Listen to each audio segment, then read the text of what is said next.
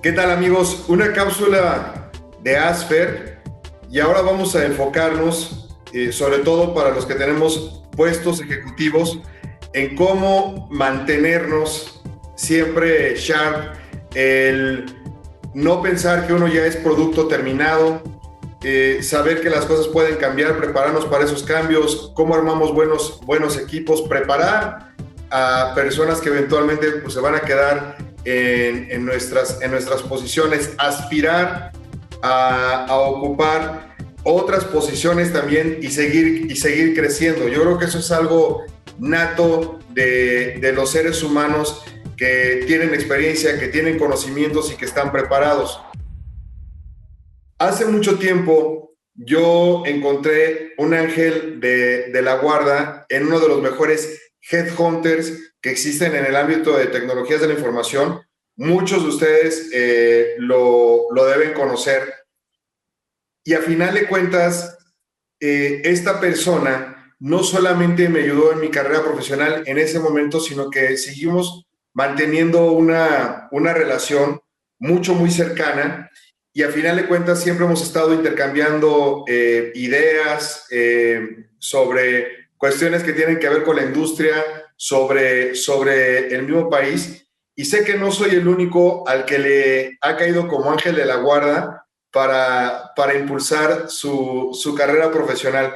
Tengo el gusto, el honor de tener a mi amigo el día de hoy, Carlos González. Está con nosotros. Muchos de ustedes lo deben conocer porque trabajó mucho tiempo para Conferry, pero ahora trae un proyecto increíble, Fluid Mind, donde pues él es el CEO y de eso vamos a hablar precisamente, o sea, el tema que tiene que ver con la herramienta que de alguna manera marca la diferencia o no en la carrera de las personas, que es el cerebro, cómo pensar, cómo reaccionar, cómo aprovechar todas las oportunidades. Carlos, mil gracias por aceptar.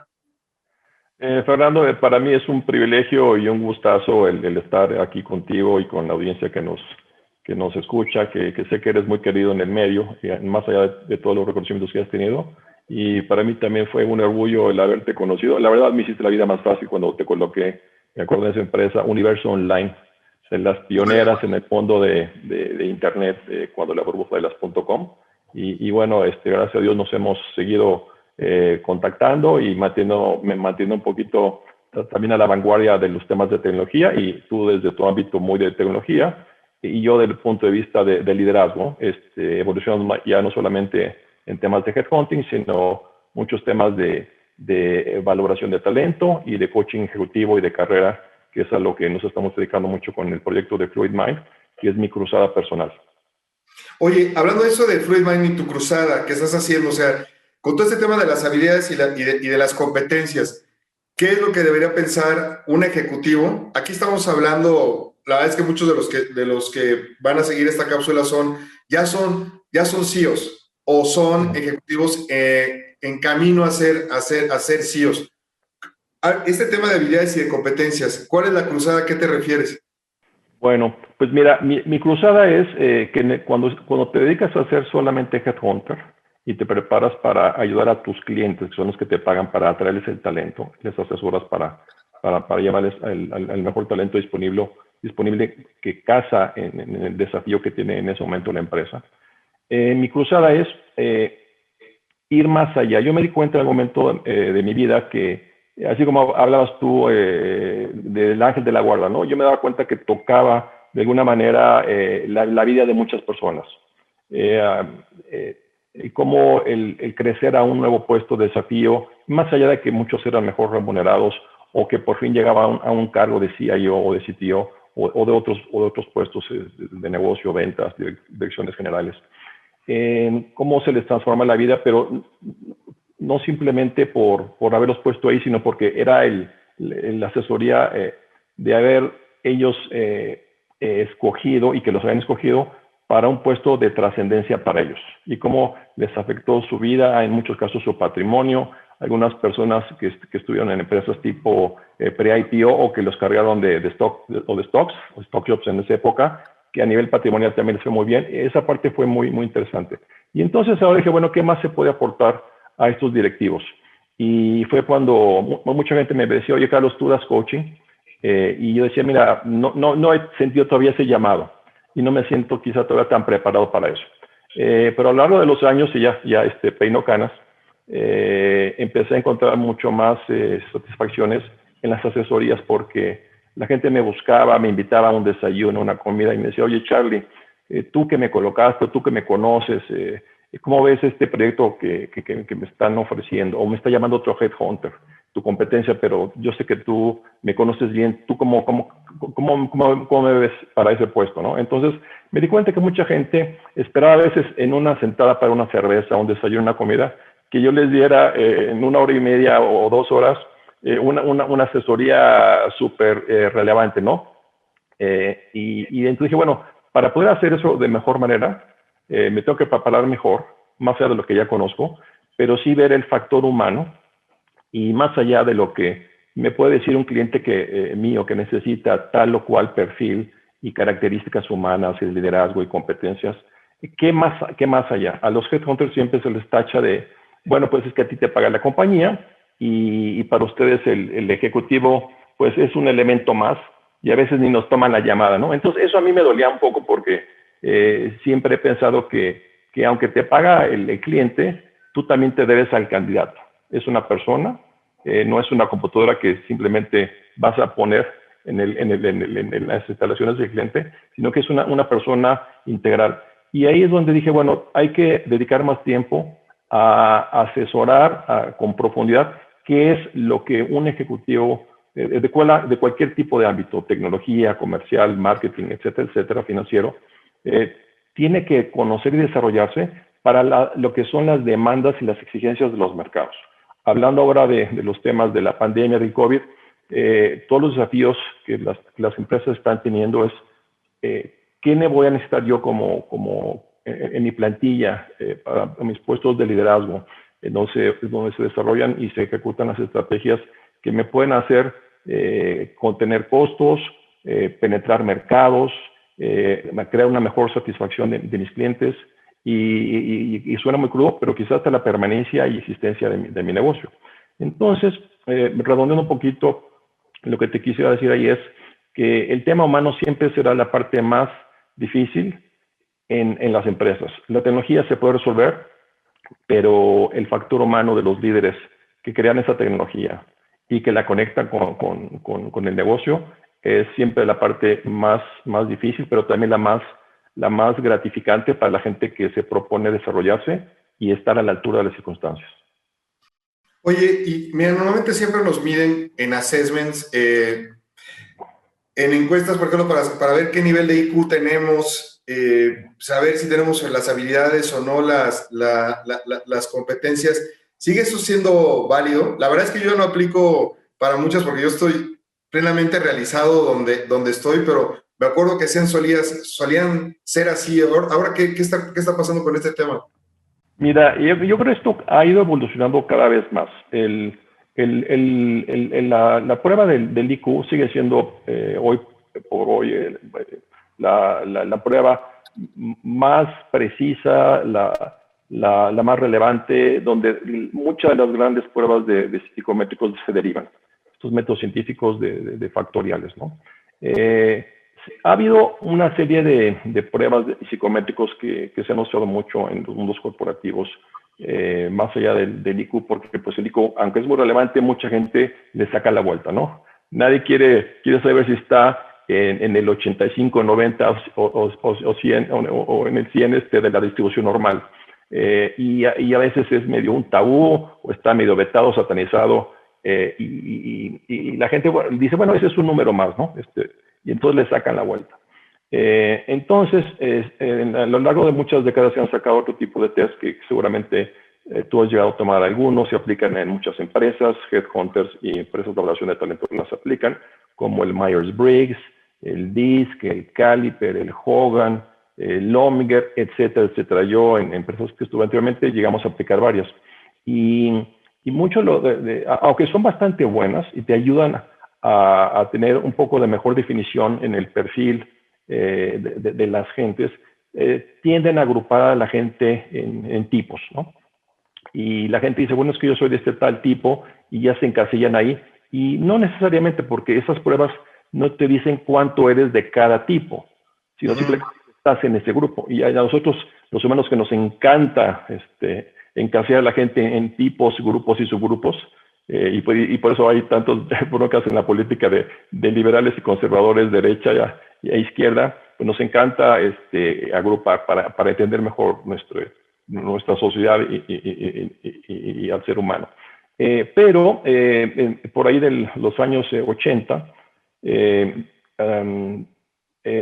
salió un psicométrico que se le llama el factor 5 model, el Big Five, de Lewis Goldberg, que ya venían de algunos estudios previamente, en donde es un factorial también de una distribución normal, igual que el IQ, que saca cinco rasgos de personalidad que han sido sumamente efectivos y muy usados, aunque no hay ningún psicométrico que sea perfecto, para poder identificar la intensidad que tiene cada persona en cada uno de estos rasgos. Incluso, y lo comentábamos el otro día, donde salió el tema de tener esta charla, si recordarán en las elecciones del año 2016, de la firma Cambridge Analytica, resultó ser que el grupo de Donald Trump utilizó, todos sabemos que estaba usando Analytics, pero no sabemos cuáles y cómo. Bueno, resultó que usaron el modelo del Big Five para poder identificar vía encuestas rápidas en plataformas de social media tipo Facebook estos perfiles de personalidad de la gente, y de ahí poder identificar qué tan proclive una persona podría ser para votar republicano o no. Y solamente entonces enfocarse a esos. Y lo usaron no solamente en esa época, pero de algunas otras maneras lo han seguido utilizando incluso para estas últimas elecciones. Entonces, este tema de los psicométricos del Factor Big Five son muy interesantes, y transportados al mundo de los negocios, le ayudan a los líderes a conocerse mejor de un nivel de mayor alta definición, y sobre eso identificar dónde tienen que transformarse, no solamente ellos, pero si lo hacen también a su organización, a cómo pueden ayudar a sus subordinados a seguir evolucionando en lo que son sus planes de carrera o sus planes de simplemente desarrollo profesional. Ahora, fíjate que a mí me ha tocado ver, desafortunadamente, algunos CIOs muy buenos que de pronto se quedan sin trabajo por cierta razón, y yo pensaría que podrán colocarse muy rápido por la experiencia, por el conocimiento que tienen, por el mindset. Y pasan los meses y no lo logran. Y ahora veo otro cambio. Con todo este tema del trabajo híbrido, donde ya no vamos a una oficina, sino que estamos haciendo videoconferencias y le damos continuidad a los temas y demás, el liderazgo se pone a prueba, como el litmus test, ¿no? Que te está metiendo al ácido, porque ahora eres tú trabajando desde tu casa, cómo estableces esa comunicación con las personas que ya no estás viendo en la oficina, más tus pares, más los stakeholders, más tu jefe o tus jefes, ¿no? Ahí en qué nos tendremos que enfocar en esta parte, Carlos, porque yo lo veo bien complejo. Por un lado, las personas que de pronto batallan en el mercado y no encuentran esas nuevas oportunidades, y por el otro, los que están dentro del empleo, pero ahora se les ha cambiado por completo todo el escenario de cómo se trabajaba con anterioridad, ¿no? Sí, mira, lo que mencionas es bastante importante. Y déjame ir un paso atrás, y sé que muchos CIOs y CTOs escuchan tus cápsulas. Hoy en día, el CIO o CTO no solamente es un rol netamente funcional como se ha conocido de antaño, pero con todo lo que está sucediendo con las transformaciones y el tema del COVID y nuevos modelos de negocio que están apareciendo en el mercado, empiezan a tomar también mucha relevancia en proyectos de estrategia. Y y en otro ámbito adicional, que son los proyectos de transformación. Y es donde yo he visto, y ahorita regreso al punto de la gente que está sin empleo y que le está costando trabajo contratarse. Porque el desafío que tienen hoy los CIOs y CTOs, que tradicionalmente han sido muy buenos en la parte funcional y que son suficientemente creativos y son excelentes operadores, ¿qué está pasando? Que cuando les invitan, porque el negocio ahora sí lo está demandando, sobre todo empresas que necesitan mucha tecnología como las empresas de retail o los bancos, y tiene que entrar mucho más de lleno en temas de estrategia, de mediano y largo alcance del negocio y de transformación del mismo, en donde las empresas están buscando la creación de nuevas fuentes, de nuevas formas o fuentes de ingreso, y típicamente la mayor probabilidad es que estas sean habilitadas por plataformas digitales. Entonces, la tecnología va a estar ahí. La buena noticia es que la gente que esté preparada y que se prepare y estudie, y ahora comento un poco en qué cosas, van a poder florecer, van a poder capitalizar las oportunidades que el mercado está poniendo. Y si hoy está acelerado por el COVID, pues hay que estar a la altura de las circunstancias. Y ahí es donde yo he visto que en ocasiones la gente muy de tecnología, que les apasiona la misma, les ha costado un poco de trabajo la evolución. ¿En qué sentido? Los puestos de CIO y CTO, típicamente lo que está buscando las empresas es gente que sea bastante confiable, organizada, que tenga una sana visión, que sean buenos trabajadores, muy perseverantes, que tengan una capacidad de comunicación suficientemente buena para estar en interacción con sus áreas de negocio, que tengan suficiente creatividad para inventar o reinventar algunas cosas que ayudan o habilitan a la compañía a hacer su negocio. Quieren gente que tenga un buen pensamiento de complejidad, porque la tecnología no es sencilla necesariamente, y menos cuando los problemas de negocio te ponen enfrente obstáculos a que resolver o te los pone en la competencia. Entonces, está buscando gente, sobre todo, que sea confiable, ordenada, metódica, con mucho empuje. Pero ¿qué sucede? Cuando empezamos a pedir que los CIOs y los CTOs empiezan a entrar a temas de estrategia de mayor alcance, de un broad scope, que tengan un mejor business acumen, una inteligencia de negocio incluso de tipo financiero, no para justificar los proyectos, pero entender los factores críticos de su negocio. Porque es cuando van a estar en la mesa, en el consejo o en la mesa de dirección, no hablando solamente como el tecnólogo, sino como el hombre de negocio que tiene de tecnología y cómo ésta habilita el quehacer de la empresa. Y entonces ahí es cuando hemos encontrado que algunos perfiles de líderes les ha faltado esa capacidad de pensamiento en abstracto, esa capacidad de tener de poder ver el bosque no desde las copas de los árboles, sino treparse de plano al helicóptero y ver el bosque completo, y poder sacar relaciones y conexiones, como decía Steve Jobs, connecting the dots, conectando los puntos, pero ligadas al negocio. Una de las principales carencias que tienen algunos perfiles de CIOs, y también hay otras áreas funcionales como la de recursos humanos y los financieros, en donde tienen a veces el mismo desafío, que deben tener ese nivel de business acumen, conectando al negocio con lo que ellos hacen, para estar con el nivel de aportaciones relevantes para el devenir y la progresión de la compañía. Y ahí es, como te decía, en particular, donde algunos no han trascendido o se han desarrollado de la mejor manera, o lo hacen de manera muy lenta y no han sabido cómo acelerarse. Y a veces es porque no se conocen suficientemente bien. Todos tenemos en algún momento encontramos que tenemos puntos ciegos. Por eso en muchas empresas se hacen estos estudios de los 360, opina de ti tu jefe, tu par, tu subordinado, típicamente de manera confidencial, y para que al menos de la percepción de la gente tú veas cómo opinas de ti. Pero siempre hay áreas en que no llegas tú a conocer a ciencia cierta y no sabes cómo salir adelante. Dile un poquito como los videojuegos, ¿no? Tú no sabes, cuando estás pasando de un nivel a otro, no sabes qué vas a descubrir. Es decir, lo que se llama como el untapped potential.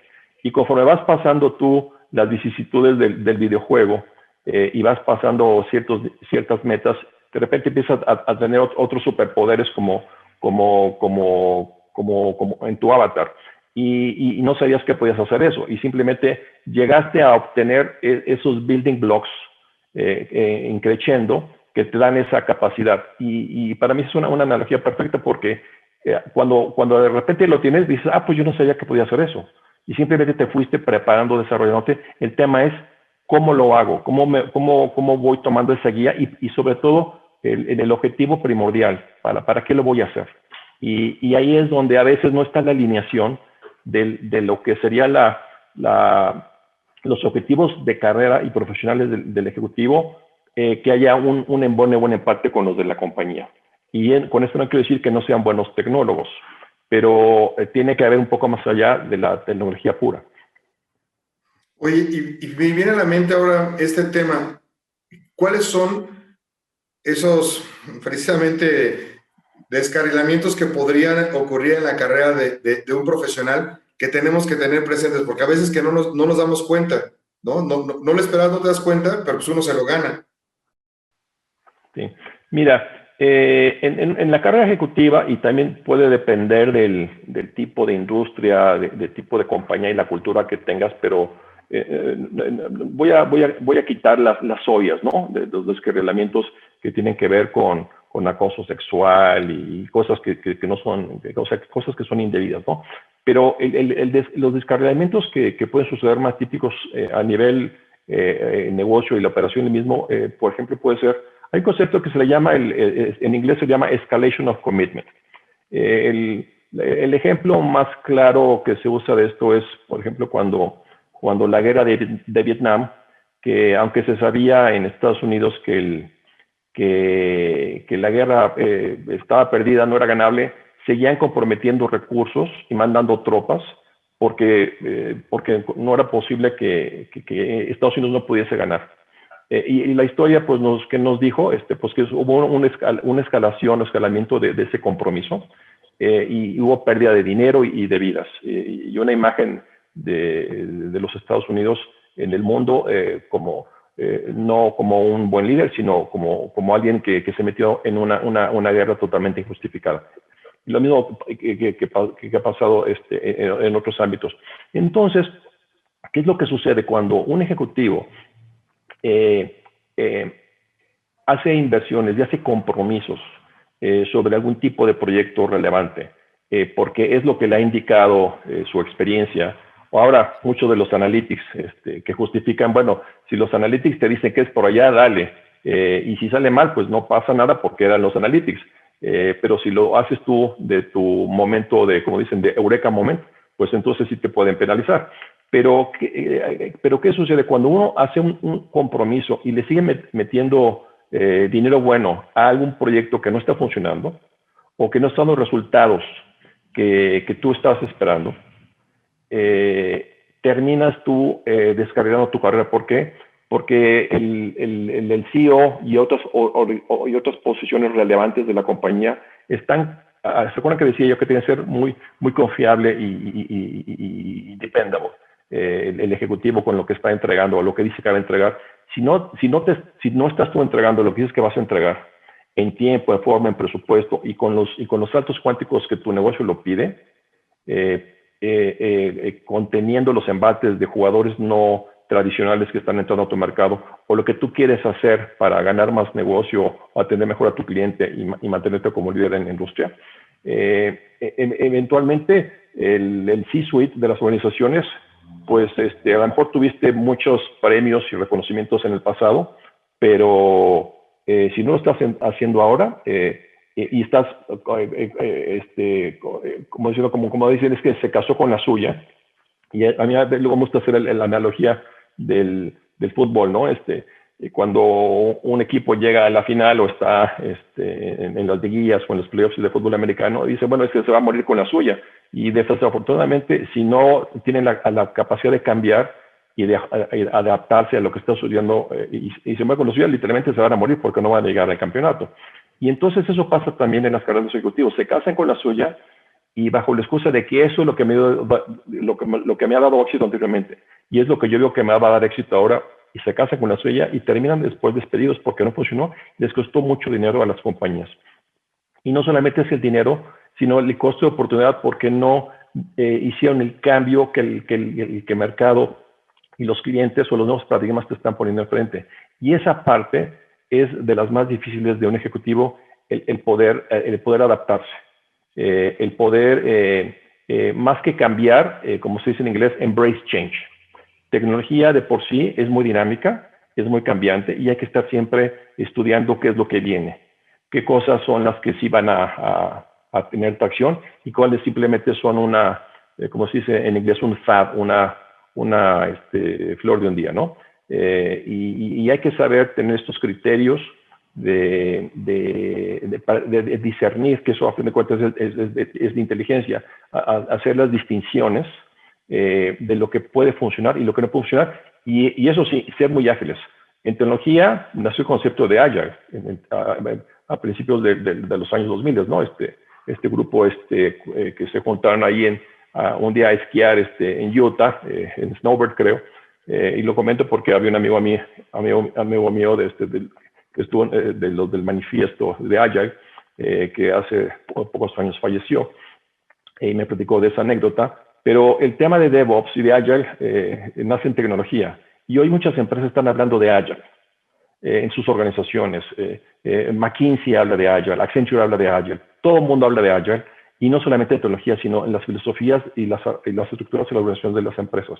Y entonces se espera que la gente de tecnología sea Agile. Y a veces no son tan ágiles. Y ahí es donde dicen, bueno, predica con el ejemplo.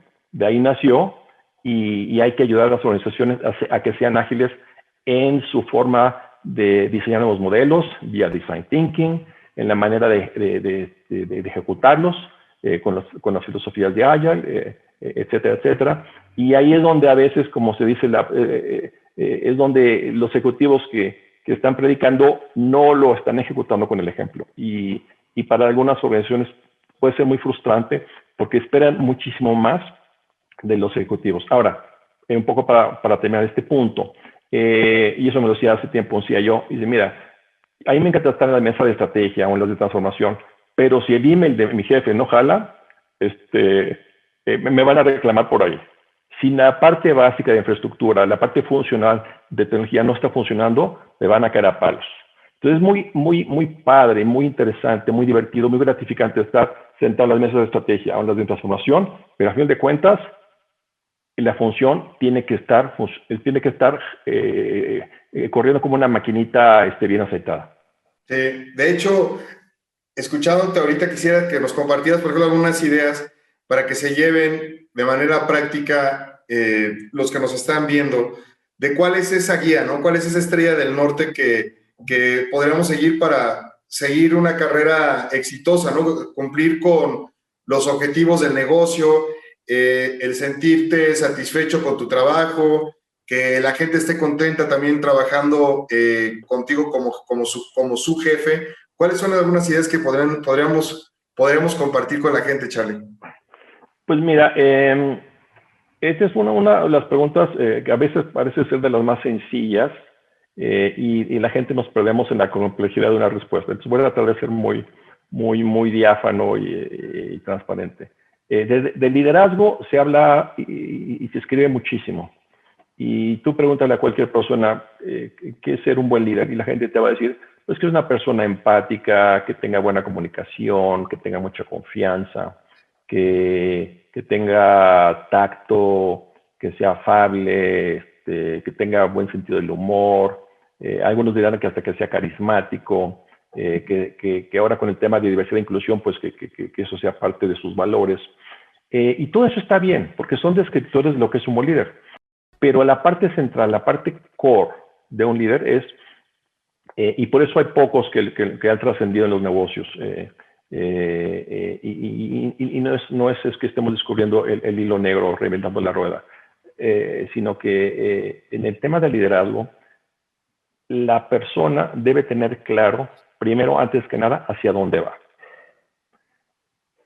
Si yo soy un subordinado tuyo, Fernando, y tú como mi líder, presidente de compañía, CIO, CTO, o Chief Revenue o Chief Success Officer, si yo no tengo claro hacia dónde tú vas, yo como subordinado, ¿por qué te voy a seguir? Digo, igual porque estoy recibiendo mi quincena, pero entonces te estoy viendo como transaccional. A mí me conviene trabajar acá porque recibo mi quincena y tengo mi seguro y me da cierta estabilidad económica, pero nada más.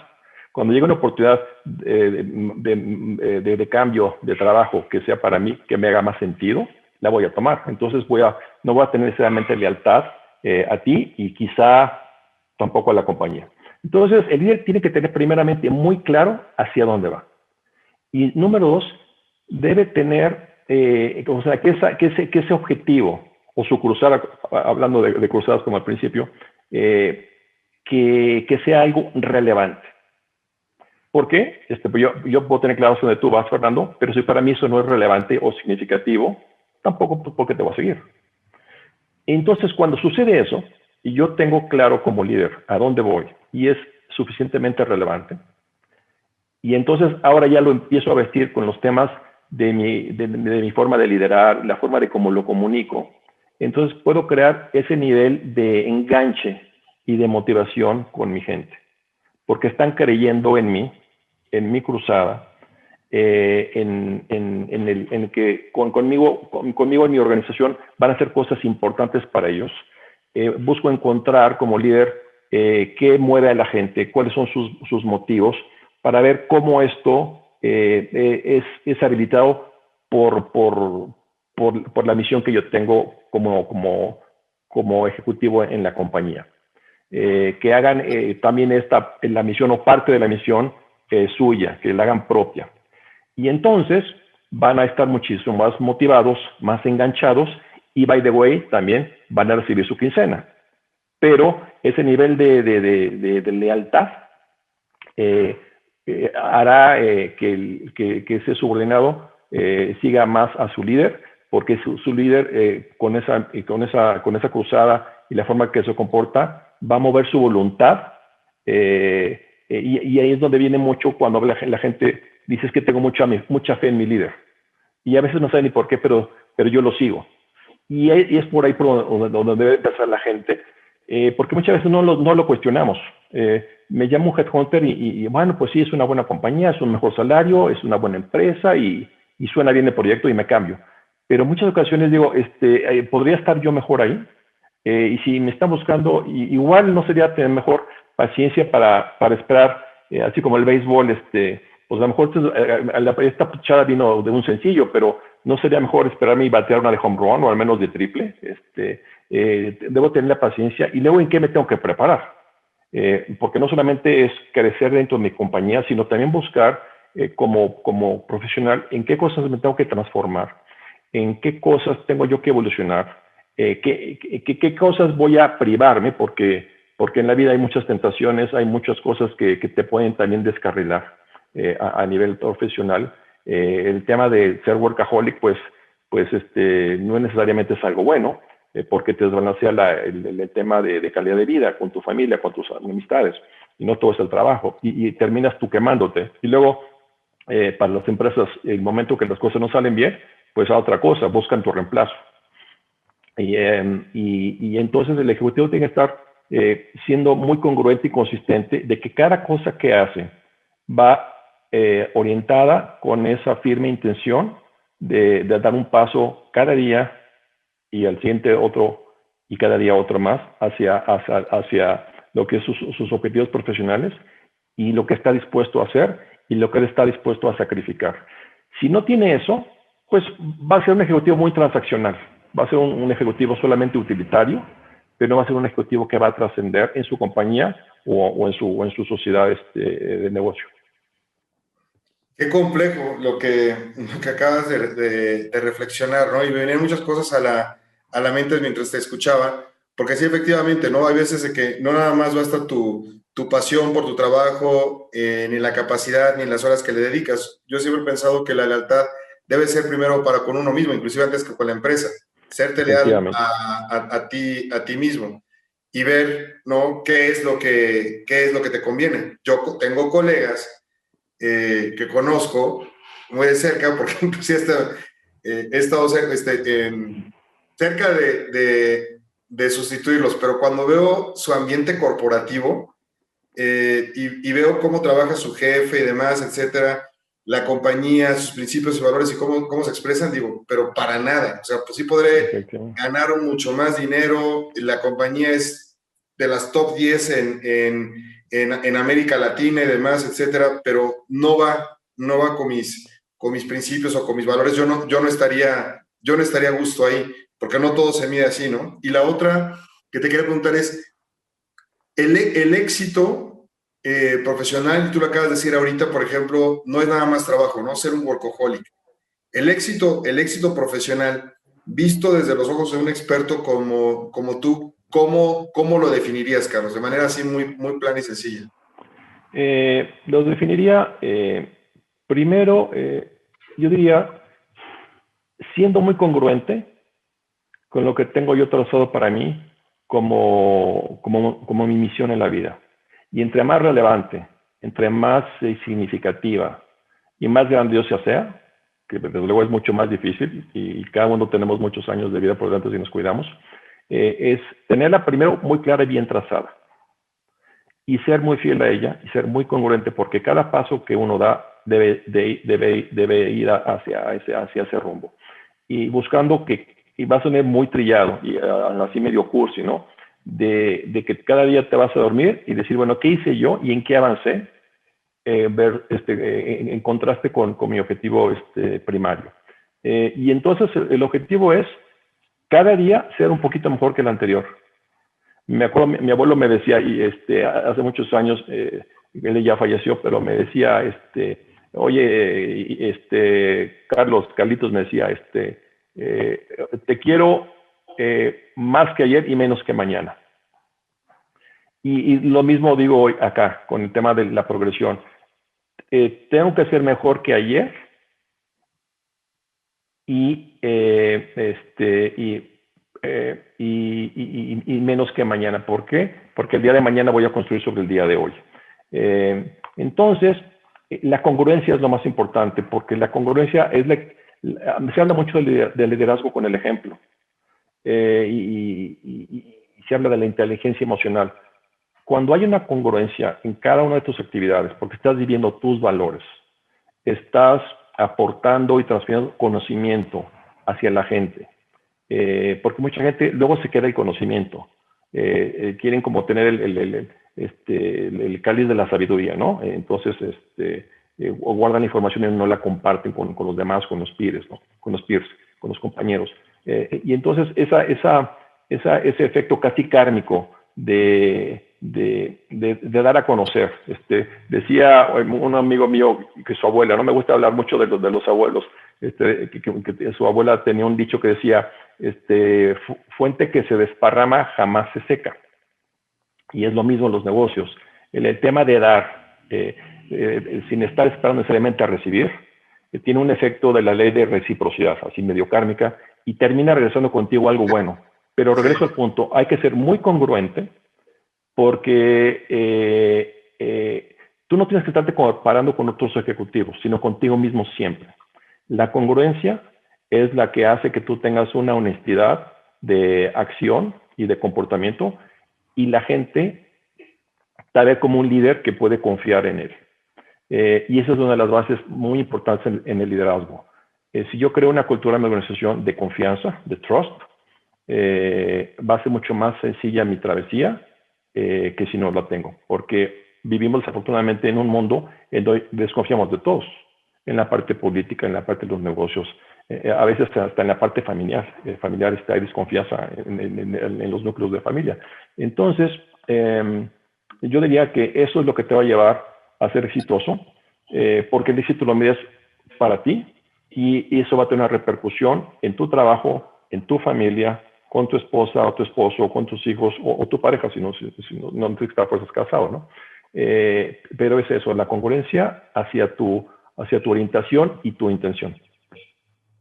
La verdad te felicito, Carlos. Mira, he tenido la fortuna de conocer a muchos headhunters y de muy buenas compañías a lo largo de mi vida, pero definitivamente tu congruencia como persona, ya sin ningún interés de por medio ni nada, la verdad es que es algo que habla por ti mismo.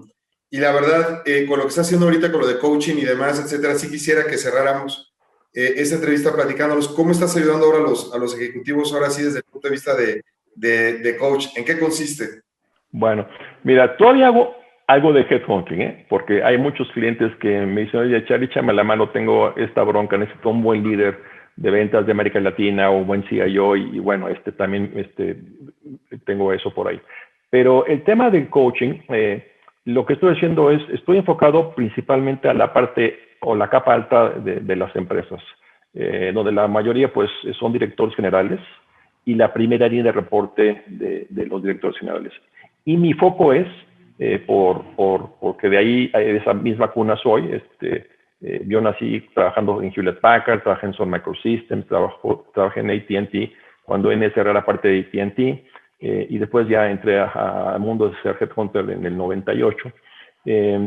Entonces, donde más puedo aportar es en gente que está haciendo carreras en empresas de tecnología o en puestos funcionales de tecnología de las empresas de banca, manufactura, retail, etc. Y entonces, lo que estoy haciendo, en algunos casos, pues a la gente, yo los llegué a colocar, en algunos hasta fueron subordinados míos, y otros pues simplemente han sido gente del medio que se han acercado conmigo o hemos coincidido, en donde están buscando trascender y decir, bueno, ¿cómo puedo llegar a ser un director general?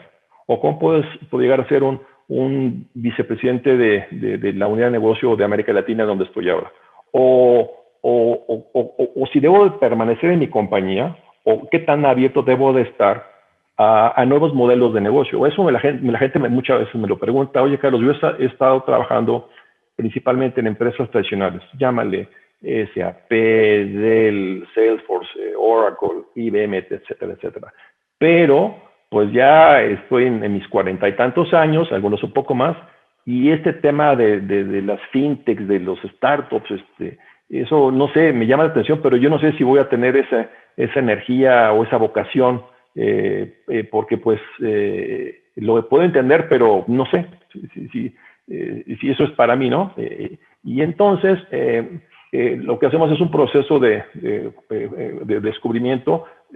Les apoyo a que tengan esa orientación y esa intención, y que vean hacia a qué estrella van a apuntar, y entonces luego con una metodología, cómo aterrizar esto en blanco y negro, que sea su personal statement, y así eso empiezan a construir de manera muy específica, casi hasta transaccional, cómo van a ir construyendo ese camino. Por ejemplo, quiero poder aspirar a hacer un rol de Chief Technology Officer de una empresa startup.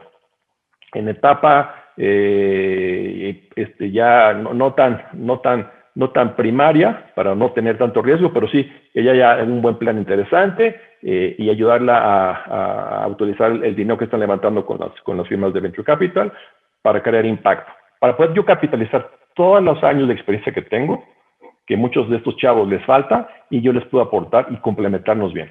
Bueno, entonces, ese tipo de cosas, vemos cómo construir esos puentes, esos enlaces que a lo mejor no los han hecho anteriormente. Ese tipo de ecosistemas o de agrupaciones para estar metido en esos ámbitos, y también qué cosas tiene que estudiar y aprender que hoy no saben. Y no con esto digo que sean tontos, sino simplemente you don't know what you don't know. Entonces tienes que ponerte a estudiar otras cosas más allá de lo que típicamente has hecho en la parte corporativa. Entonces, Estos ejercicios de coaching, de tema de carrera o simplemente de negocio, porque muchas veces es el tema de estoy teniendo problemas o desafíos con los cumplimientos de cuota, o no tengo un equipo de tan alto desempeño, me está fallando la selección, y cómo hago para enganchar el equipo y hacer un equipo de alto desempeño, sobre todo que la empresa está buscando que tengamos crecimiento exponencial en las ventas. ¿Cómo hacemos eso? Estamos creciendo lineal, pero no estamos creciendo exponencial. ¿Cómo hacemos eso? Entonces, es cómo identificar en dónde en tus equipos necesitas la gente creativa, la gente de innovación, la gente que va a tener ese eureka moment porque tiene el cerebro alambrado, valga la expresión, de una manera privilegiada y correcta para hacer eso, y dónde necesitas gente que es mucho más de acción, mucha gente más de campo, gente de batalla, que son disciplinados, ordenados, que son como ese ejército romano en las conquistas, ¿no? Que tienen que complementarse. Entonces, identificar mucho con el ejecutivo en dónde necesita, así como McKinsey dice, which are my critical 2%, ¿dónde está esa gente clave o la distribución de Pareto? ¿Dónde la gente del 80-20 que son de alto impacto? Y no estoy hablando de high potential, sino simplemente la gente que va a entregar el negocio como se necesita. Y necesito que sean creativos, innovadores, o necesito gente de ejecución. Y eso muchas veces se olvida, y en el momento que uno hace ese proceso con el ejecutivo y los enfrenta a su realidad, y también que ellos se vean en el espejo, porque se aplica psicométrico del Big Five para que se conozcan con alta definición, y de repente dice, oye, mira, si tú quieres ser una persona mucho más estratega o más de innovación, pues fíjate, mi cuate, que necesitas trabajar en A, B, C, D, o ¿sabes qué? Y a lo mejor a la altura que tienes en tu vida y demás, a lo mejor meterte en posiciones de demasiado revolucionarias, pues a ti no se te da natural. Te va a desgastar mucho. No quiere decir que intelectualmente no lo puedes hacer, pero va a ser tal el nivel de desgaste y consumo de tu energía que a lo mejor no es el camino donde vas a hacer el mejor rendimiento para tu compañía. Entonces, a lo mejor no es por allá. Hay mucha gente que quiere ser emprendedora y luego se da cuenta que pues solamente es el clásico, el gusanito del emprendimiento, pero no necesariamente. Hay gente que sale, emprende y luego regresa, jala como en los toros, jala tablas. ¿Por qué? Porque dice, soy un animal corporativo.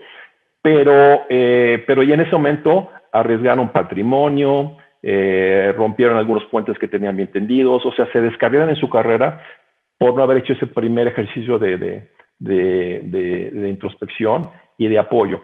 Y quisiera cerrar un poquito esto con el tema de, yo sé que a ti te gusta mucho el fútbol americano igual que a mí, somos apasionados del fútbol americano. Por cierto, ayer Las Vegas Raiders tienen un partidazo y perdieron. Ni modo, una pena, pero tenemos equipo. Pero en mucho de lo que es la cultura deportiva en los Estados Unidos está muy, muy aceptado. Es más, casi desesperado que un ejecutivo tenga un coach de carrera o un coach de negocio. Se necesita. Y en México, la gente tiende a veces a verlo como pues es que yo ya debo saber. Pues para eso soy el jefe, ¿no? Para eso soy el director. Y puede entender el concepto, pero el tema de yo tener un coach, como que ¿para qué, no? Pues si yo soy bueno, yo ya sé, y sé para dónde voy, pues ya tengo 40 años, tengo 50 años, yo para qué quiero un coach. Y entonces ahí es donde hay que poner el ego a un lado. Los procesos de coaching a veces son dolorosos en el sentido de que voy a tener que desarrollar habilidades y competencias que a lo mejor las tengo olvidadas, o nunca ese músculo no lo había ejercitado y ahora lo tengo que ejercitar y me va a doler hasta que de verdad esté fuerte. Y son procesos que hay que hacer, y la gente a veces por el tema del ego a veces prefiere no pasar. Van por la vida un poco como copa de vino llena, en donde ya no necesito ya no me cabe más, yo ya lo sé casi todo, ¿no? O soy suficientemente bueno y yo puedo por mi lado salir adelante. Y yo siempre digo, bueno, claro que alguien lo podría hacer, pero te puedes ahorrar algunos descalabros y puedes recortarle al camino del éxito algunos años incluso. Entonces, yo lo que invito a la gente es que desde ese punto de vista también tenga una mente muy abierta, que en algún momento en su vida igual piensen en tener algún tipo de coach de carrera o coach ejecutivo, porque les va a dar un rendimiento que ni siquiera se imaginan. Y por otro lado, es una experiencia en donde es de alta transformación, les va a ayudar mucho, no solamente en la parte personal, pero en el tema familiar, porque van a entender también un poco mejor cómo interactuar con sus hijos, con su pareja. El objetivo del coach profesional es muy puntual, pero a fin de cuentas no puedes desligarlo de la persona. Y si tú vas creciendo y te vas desarrollando como ser humano, inmediatamente va a impactar con la gente que te rodea y te van a ver mejor en tu liderazgo y como ser humano. Entonces, hoy esa es una de las cosas que más disfruto. Yo crezco mucho también con la gente, porque yo también tengo mis puntos ciegos y hay mucho que estudiar y también uno transformarse, porque es algo que yo tomo muy, muy en serio, porque estás tocando la vida de la gente. Y algunos pues son amigos, algunos fueron subordinados de mis viejas batallas, y cuando los he visto crecer y hoy sí ya son directores generales de empresas, pues digo, yo no voy a meter las manos y los voy a echar a perder si van bien, ¿no? Entonces tengo que catapultarlos, tengo que seguirlos desarrollando, y ellos van creciendo en su propio camino, se van transformando, y cuando veo cómo lo van logrando y las satisfacciones que van teniendo, no me queda más que aplaudirles, ¿no? Y eso es algo que a mí me apasiona, y como te decía al principio, es mi cruzada personal, porque todavía tengo varios años que dar de vida, y es un poco también como regresar al mundo de los ejecutivos, que tantas satisfacciones me han dado, que me brindaron su confianza con muchos proyectos, pero también entregar de vuelta a gente que está convencida de que quiere hacer algo por su vida y por su carrera. Porque es una mes de convencimiento. Tiene que haber esa introspección de que quiero hacer algo para transformarme, en donde veo el desafío y no me arrugo, donde veo mi dragón y lo voy a vencer. ¿Cómo? A veces necesito a alguien de apoyo. A veces la posición de director es muy solitaria, porque se esperan que ya sepas. Y no quieres quedar mal con los demás. Y entonces es solitaria, y a veces simplemente necesitas, a veces quizá no un coach, pero quizá alguien, un advisor, que lo utilices un poco para rebotar ideas y que te dé una ayuda de cómo entrarle al toro, ¿no? En algunos momentos. Y bueno, eso es algo que yo disfruto. Me da también mucho acceso a qué está pasando en el mercado, en las empresas prominentes. En muchas ocasiones me llegan a llamar empresas y me dicen: oye, Carlos, estamos buscando un director general o un CIO, a lo mejor alguien de tus coaches a lo mejor le interesa, ¿no? O a quién conoces. Y entonces, bueno, pues yo puedo referir gente, pero también si yo veo que uno de mis coaches está listo para un desafío de esas características, pues yo lo voy a referir a un puesto relevante, porque pues la gente me conoce, me llama, me pregunta, y si puedo hacerle el bien a alguien y a la empresa, pues pues sería una faena redonda. Qué cátedra, mi querido Carlos. Gracias, mi querido Fer. Gracias, brother. Mil gracias por tu tiempo y por estos minutos de sabiduría. Me quedo con el tema que tiene que ver con humildad. Nadie está completamente hecho. Esto se trata de una transformación personal, individual, que es un camino a seguir, y precisamente lo que nos mantiene jóvenes y con vida, ¿no? Tener metas a mediano y a largo plazo, porque seguimos creciendo, ¿no? A pesar de todos los logros que se hayan tenido, sin perder en cuenta que no todo es la carrera profesional. Está el tema de la familia, está el tema de la salud personal, nuestro crecimiento espiritual, todo esto completo, ¿no? Mil gracias de verdad, Carlos, por esta cátedra. Te disfruto muchísimo, de verdad, hermano, mucho. Bueno, pues es encantado. Ojalá esto sea algo de valor para tu audiencia. Y yo que tú tienes mis datos, ahí cualquier cosa pues los compartes con ellos para si a alguien le interesa conversar un poco conmigo más adelante. Estoy disponible y con gusto platicamos sobre si tiene algún tipo de interés, y si no se puede hacer algo, pues les daré también la mejor opinión, porque tampoco soy todólogo. Eso siempre tengo que ser yo muy honesto, pero pero siempre busco el cómo hacer el brokering del encuentro de personas con otras personas para el bien de ambas partes, ¿no? Porque no siempre voy a ser yo la mejor solución. Excelente, muchas gracias.